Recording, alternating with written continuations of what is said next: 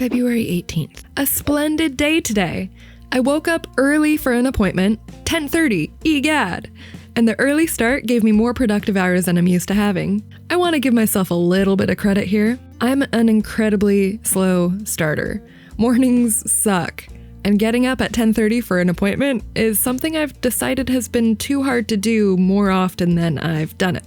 But once I get rolling, I stay rolling. I may take an hour break for food, but the rest of my time is just go, go, go.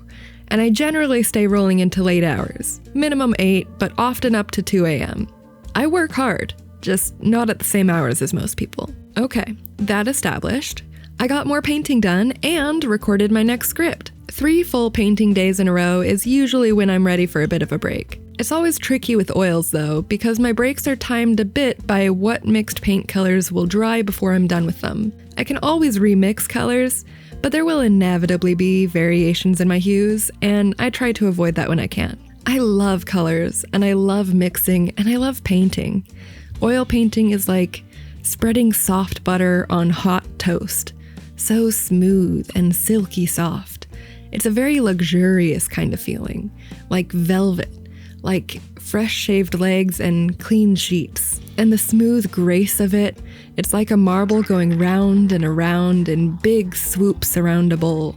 But doing anything all day, every day, gets less enjoyable eventually. And I try to keep it enjoyable. I don't need long breaks. It draws me back like a siren. Schuyler was upset at the lack of lap. She came in to yell at me a few times, but never accepted the kitchen chair that I brought in for her. Also, I'm doing really good with my weed use. I got a lockbox to keep it out of my own reach, and after a brutal crash day, my relentless daily smoking habit has ended. My plan is weekends only right now. But the more days I spend actually entirely sober and not just sober till 9, the more energy I have.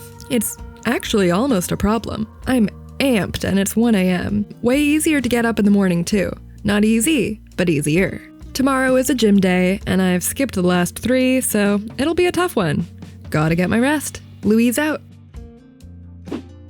February 19th. Today was good, but I am experiencing some drawbacks of prolonged sobriety. It's been incredibly difficult to fall asleep and stay asleep. I've been sleeping terribly every night. I'm also super jumpy. Paul has made me physically jump and say, more than once in the last few days. Pretty much never before that. The big one I'm fighting is the amount of time I have. Today was just too long. I went to the gym and grocery shopped and painted miniatures and hung out with Paul, and I still had several hours to kill. Admittedly, the gym felt better than it had in a while. My heart and lungs felt much more like my normal than they've been. I could catch my breath a lot easier. And I have so much energy.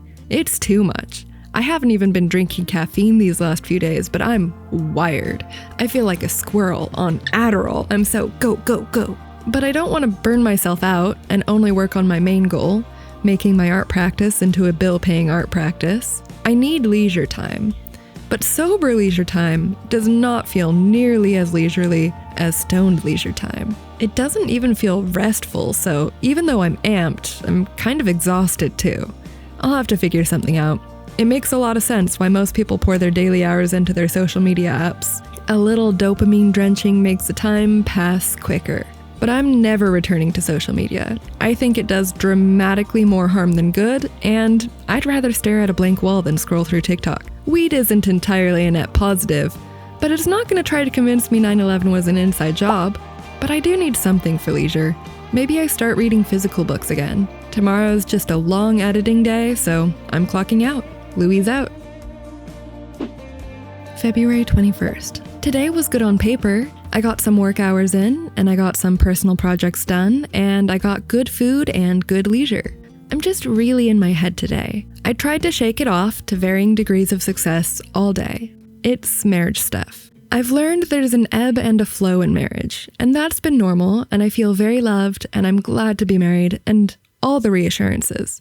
But there's an issue between us that we just haven't solved yet, and it's making me feel especially sad today. I wish I could offer any kind of details, but that's not fair to Paul. I'm not even sure I want to talk to him about it, but since he watches my videos, I kind of have to now, or it'll be weird. They're just heavy conversations without apparent solutions, and not really broaching the subject has made our chemistry much more natural and light again. It almost feels like I'm just making problems sometimes. Hard to understand where my lines are between things I handle versus things I bring up. Everyone knows that. It's called having separate brains and healthy autonomy. We can be a little codependent. Grocery shopping without him is such a chore all of a sudden. But we also have our own lives like people do. I really, truly treasure my life with him each and every day. The thing between us is just burdensomely still there too. I don't know. I'm probably being unrealistically pessimistic for no good reason. Maybe I'm just wound up today, and it'll fade out of periphery for a while again. Life advice, straight from me. Box your problems, baby. I've put several subjects in little boxes in my head, and it's freed my mind space up entirely. Highly recommend. Whatever the case is, I can only go a day at a time, and tomorrow is a new one. So I suppose I'll sign off. Louise out. February 22nd. Another good day for the books. I worked and cooked and played games and watched a movie. No complaints. I'm noticing just how not miserable I am these days. My old job was incredibly comfortable, and I'd still rather have left on my own terms, but comfortable was not happy. I fought every day to not be filled with hate at my coworker and boss, and I couldn't challenge myself or try to improve anything. It was such a stale, dead end of a place, and I'm really glad I'm not there now. Comfortable isn't happy. I am incredibly glad to have this painting job.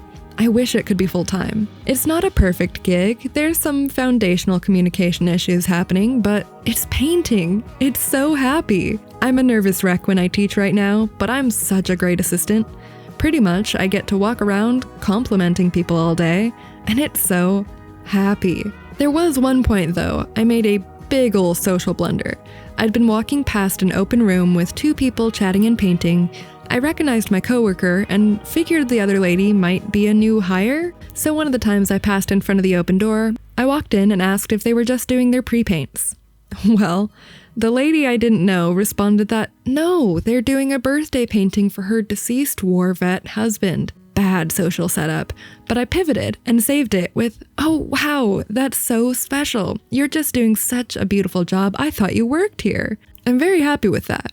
I still struggle getting the right words out quickly in social settings, but that moment proved I still have some kind of conversational instinct in me. When I got home from work, Paul and I played a different co-op game called It Takes Two.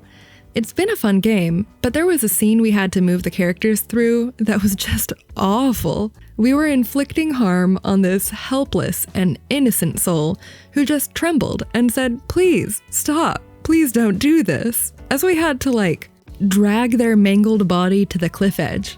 It was intense. Paul said that was maybe the cruelest thing he'd ever done in gameplay. Whack. After we cooked dinner, we watched Monkey Man. It was so incredible. The camera work and editing were genius. So many of the action shots were impactful and refreshing. Even the comedy was clever. It felt like an antithesis to the American superhero movie. This movie emphasized community support. That rage can get you far, but support will get you to your goals. And the love between a mother and child is a beautiful and empowering thing. I highly recommend. This is the kind of movie that makes me grateful I'm not Mormon anymore. I know my Mormon families would struggle to see past the nudity and sex and violence and language. It's like putting on glasses that changes which colors are what. Those things would be black marks against it, and the colorful, beautiful message and art of it becomes irrelevant, invisible behind the black. That's not the way I want to experience the world. This movie was incredible. But that's been a tangent. I should sign off. Louise out. February 23rd. I taught my second ever class today, and it went great. They all had a good time, and I felt like I was finding ways to give clear instructions for a kind of hard technique. I had a lot of fumble for words moments and saying the wrong thing, but I just kind of joked it off and went on. Like I said the paint was fluoride instead of fluorescent, then I quickly corrected, and we laughed about it being like toothpaste. All in all, a successful class experience, I'd say. When I got home, I made a quick PBJ and hopped onto video edit. I only had to spend about 3 hours on it, and then I got it posted. I watched it later with Paul, and he reaffirmed that the videos are getting better. I feel very accomplished, and I've got a lot of schemes for more improvements in the near future.